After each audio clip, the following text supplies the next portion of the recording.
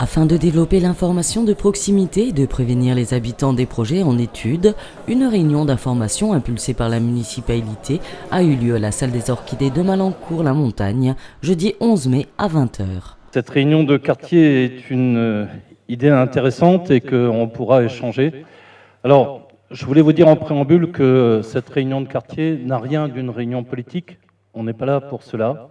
On est là pour échanger librement sur les sujets qui intéressent Malancourt et mettre en œuvre les décisions qui ont pu être prises, mais aussi avoir votre sentiment sur ce qui va pas à Malancourt, ce qu'on pourrait améliorer, qu'on travaille de concert pour essayer tous ensemble d'améliorer la situation de ce village si beau qu'est Malancourt, mais qui, comme toutes les communes désormais, mérite peut-être des améliorations. On peut toujours aller vers le mieux, on peut toujours tenter de trouver des solutions qui soient adaptées, on peut toujours essayer d'aller de l'avant.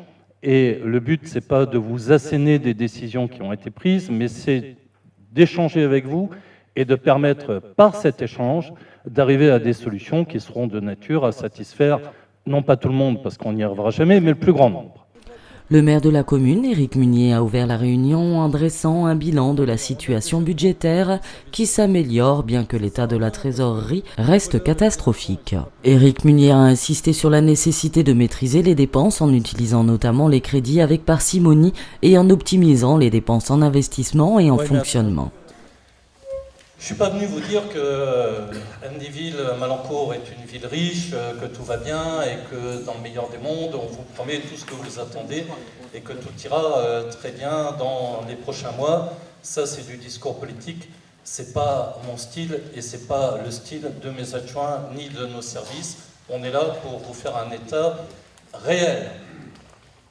La réalité, c'est en premier lieu les finances de la commune.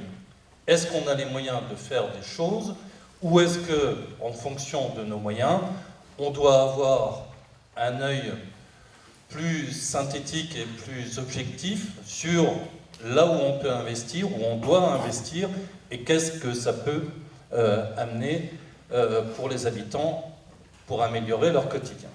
Alors c'est pour ça qu'on a prévu de vous faire une petite intro sur la situation financière de la commune. Vous verrez que la commune est dans une situation qui est toujours difficile.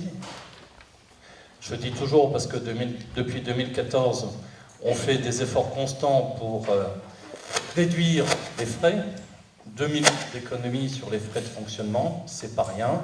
Mais d'un autre côté, quand on vous baisse les dotations d'État et qu'on vous impose d'augmenter la rémunération des employés municipaux, ce sont des dépenses obligatoires auxquelles il faut faire face. Alors vous verrez que les dépenses réelles de fonctionnement, on était en 2012 à 23 957 990 €. On est sur 2017 à 23 053 000 €. C'est dire qu'en 5 ans, eh bien, on a essayé de diminuer. On était en 2013 à 25 621 000, on est passé en 2014 à 22 630 000, en 2015 à 20 482 000, en 2016 à 22 169 000. Toutefois, malgré ce contexte économique contraint, des projets sont inscrits au programme pour Malancourt-la-Montagne.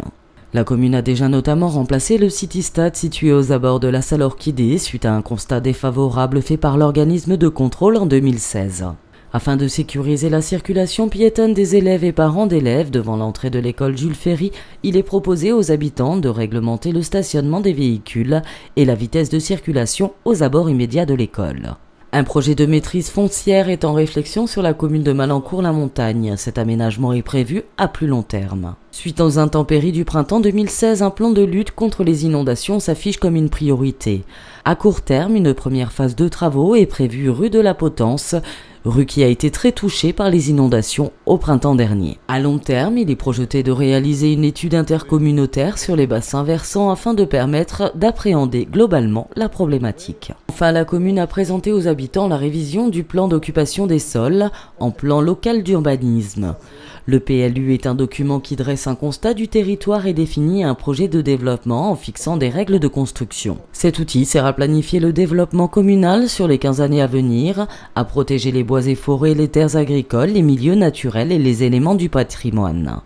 Le PLU permet également de gérer, car c'est le document de base à partir duquel les autorisations d'urbanisme sont délivrées. Le PLU est consultable à la mairie d'Amnéville, de Malancourt et sur le site internet de la ville, ainsi que sur celui de la CCPOM. Parmi les autres points d'information, il a été communiqué aux Malancourtois l'ouverture d'une classe supplémentaire à l'école primaire pour l'année 2017-2018. Suite à une vague importante de cambriolage sur la commune, les habitants souhaitent trouver des solutions en matière de sécurité. Jean-Denis Totti, conseiller municipal, propose de créer un collectif du type voisins vigilants. Chers voisins, nous sommes beaucoup à avoir subi ce genre de traumatisme. C'est violent, c'est une atteinte à notre... C'est un viol. Oui, c'est exact. C'est très difficile à vivre. On s'en remet, mais il faut du temps. On est quelques-uns dans le quartier à en discuter régulièrement. On cherche des solutions. Des solutions, j'en ai parlé également au bureau municipal. On a eu quelques solutions qui sont sorties.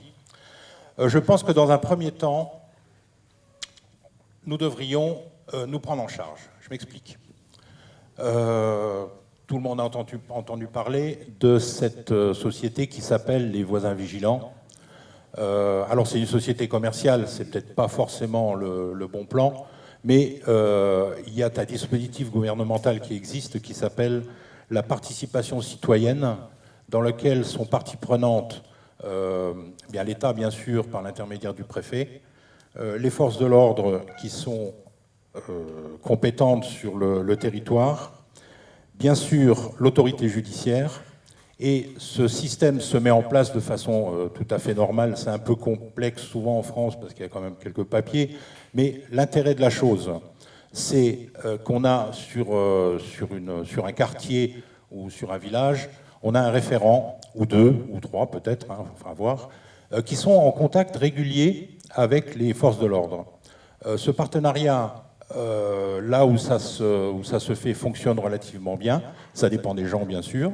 Et le but, c'est, sans aller espionner le voisin, ne me faites pas dire non plus ce que je ne dis pas, sans espionner son voisin, mais on peut très bien dire, par exemple, la semaine prochaine, je m'en vais en vacances, est-ce que tu peux regarder mon jardin quand tu promènes le chien ?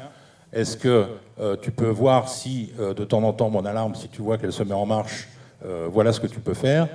On peut très bien aussi s'échanger les numéros de téléphone. On se voit régulièrement. Il y a tout un processus que je ne vais pas développer ici, mais ça passe aussi par des réunions d'information entre voisins, c'est-à-dire que grosso modo, tiens, moi j'ai ce nouveau système d'alarme qui est pas mal, qu'est-ce que t'en penses ? Voilà. Une réunion pour les personnes intéressées par ce projet est prévue pour début juin.